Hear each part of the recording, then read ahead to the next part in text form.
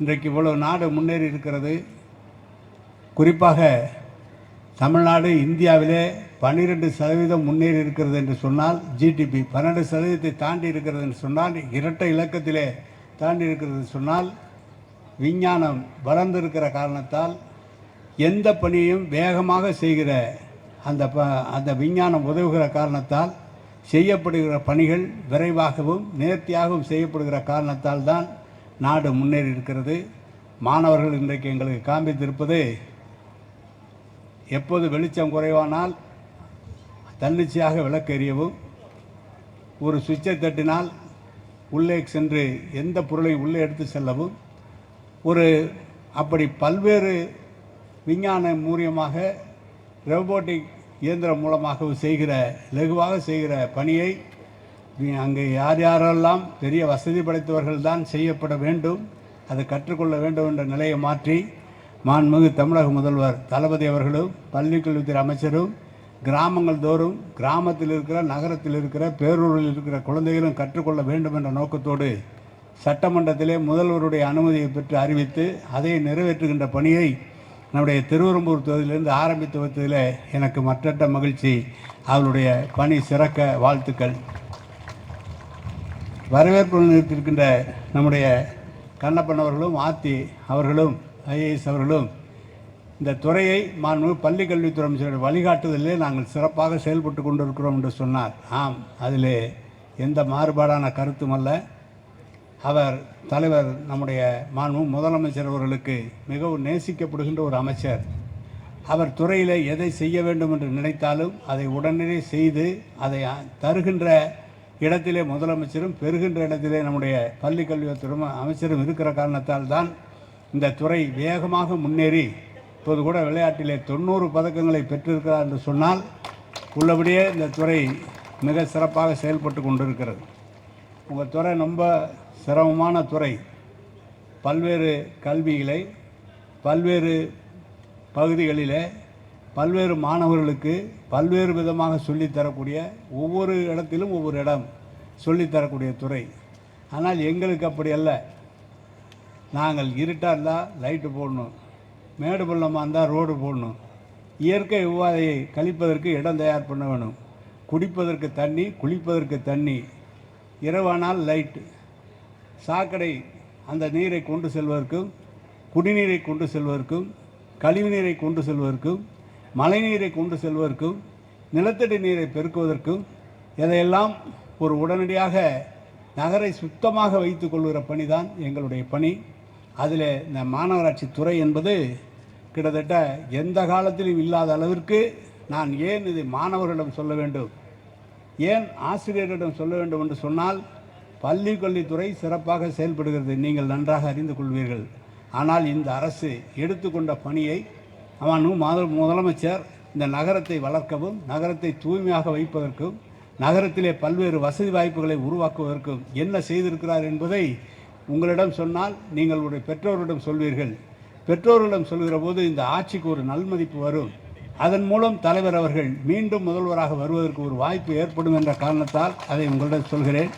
வேறொன்றுமல்ல, எங்களுக்கு என்ன தனிப்பட்ட இல்லை, நாங்கள் செய்ததை உங்களிடம் சொல்லு. ஏன்னா இன்றைக்கி யாரோ நாங்கள் செய்யாதெல்லாம் செய்ததாக சொல்லியெல்லாம் பரப்பி கொண்டிருக்கிற இந்த காலகட்டத்தில் உங்களிடம் இளம் சிறார்கள், பள்ளி மாணவர்கள் எதை சொன்னாலும் மனதில் ஆழமாக பதியக்கூடிய அந்த வயது இருக்கிற காரணத்தால் இந்த அரசு என்பது மிக சிறப்பாக அனைத்து துறைகளிலும் நம்முடைய முதல்வனுடைய தலைமையில் அவருடைய வழிகாட்டுதலை செயலாற்றி கொண்டு இருக்கிறது என்பதை சொல்வதற்காக தான் உங்களிடம் நான் சொல்கிறேன். இங்கே கூட இந்த துவாக்குடி நகராட்சியை பேரூராட்சியாக இருந்ததை நகராட்சியாக தரம் உயர்த்தினோம். நகராட்சியாக தரம் உயர்த்தது மட்டுமல்ல, இதில் கட்டப்பட்டிருக்கிற கட்டிடம், இந்த நகராட்சி கட்டிடத்திற்கே நமக்கு இடம் இல்லை துவாக்குடி நகராட்சியில். அப்போது ராஜேந்திரன் நம்முடைய மாவட்ட ஆட்சித்தலைவராக இருந்தவர் இந்த துறையில் நம்முடைய சிறு தொழில் துறையில் இருந்த காரணத்தால் அவரிடம் சொல்லி அந்த இடம் வாங்கினோம். இந்த கோவில் கட்டுறதுக்கு ஒரு இடம் வாங்கினோம், பஸ் ஸ்டாண்டு கட்டுவதற்கு ஒரு இடம் வாங்கினோம், தாலுகா ஆஃபீஸ் கட்டுவதற்கு நம்முடைய நிலம்தான் 1000-2000 ஏக்கர் பிஹெச்எல் கொடுத்திருந்தாலும் கூட அவரிடம் கேட்டு இந்த நகராட்சியை திராவிட முன்னேற்ற கழகத்திலே கலைஞர் முதலமைச்சராக இருந்தபோதும், தளபதி அவர்கள் முதலமைச்சராக இருந்தபோதும், சட்டமன்ற உறுப்பினராக இருந்தபோதும் மற்ற நகராட்சியை காட்டிலும் அதிகமான வசதிகளை ஒரு நகராட்சி பெற்றிருக்கிறது என்று சொன்னால் அது நம்முடைய துவாக்குடி நகராட்சி தான்.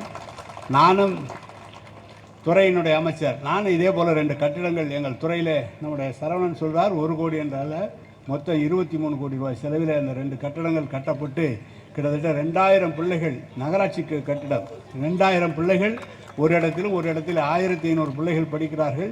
அந்த 1500 பிள்ளைகள் படிக்கிற இடத்துல நகராட்சி பள்ளிகளில் தான் ரெக்கமெண்டேஷன் சொல்லி யாரும் சேர்க்க முடியாது.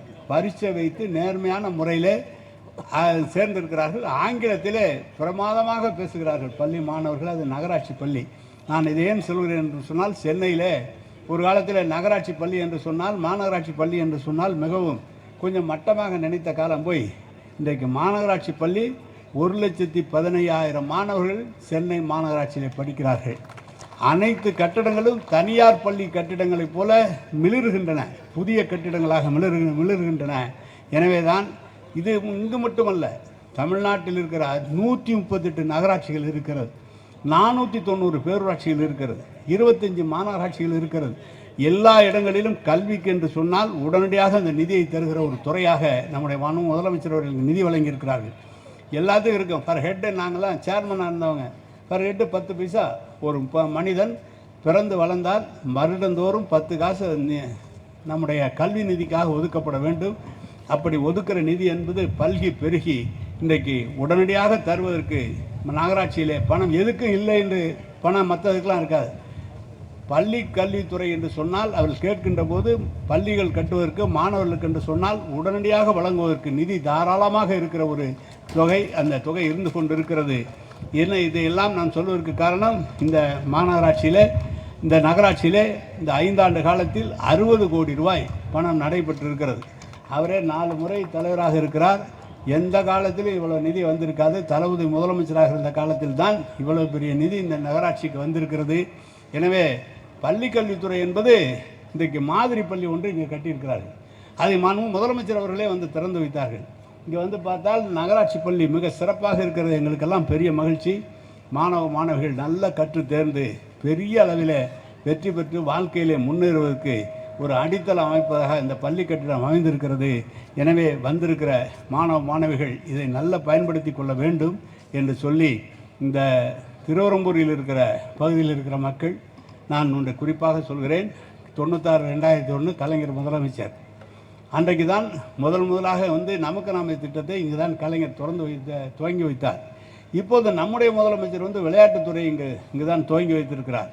அது மட்டுமல்ல, இந்த திருவரம்பூர் பகுதி அரசினுடைய திட்டங்கள் வெகு சிறப்பாக இந்த ஆட்சியில் 5 ஆண்டு காலத்தில் நமது பள்ளி கல்வித்துறை அமைச்சர் அவருடைய மேற்கோட்டுதலில் மிக சிறப்பாக நடைபெற்று கொண்டிருக்கிறது என்பதை நான் தெரிவித்து, மாணவிகளுக்கு நீண்ட நேரம் பேசுவதற்கு போன்ற உங்களுக்கெல்லாம், ஏன்னா கல்லூரியிலையும் மாணவர்கள்ட்ட பேசுகிறது கொஞ்சம் ஜாக்கிரதையாக பேசுனா 5 நிமிஷத்தில் ரியாக்ட் பண்ணிடுவீங்க எனக்கு தெரியும். ஆனால் இது ஏன் உங்களிடம் சொல்கிறேன் என்று சொன்னால், நீங்கள் எந்த ஆட்சி, எந்த முதலமைச்சர், எந்த துறையினுடைய அமைச்சர் அவர்கள் சிறப்பாக செயல்படுகிறார்களா இல்லையா என்பதை உங்கள் பெற்றோர்களை விட நீங்கள் நன்றாக அறிந்து கொள்ள வேண்டும் என்பதற்காக தான் இதை சொன்னேன். எனவே நம்முடைய அமைச்சர் அவர்களுக்கு என்னுடைய வாழ்த்துக்கள், நம்முடைய சேர்மன் அவர்களுக்கு வாழ்த்துக்கள், துறையிலே பணியாற்றுகின்ற அதிகாரிகளுக்கு என்னுடைய மனமார்ந்த வாழ்த்துக்கள் என்று சொல்லி விடைபெறுகிறேன். வணக்கம், நன்றி.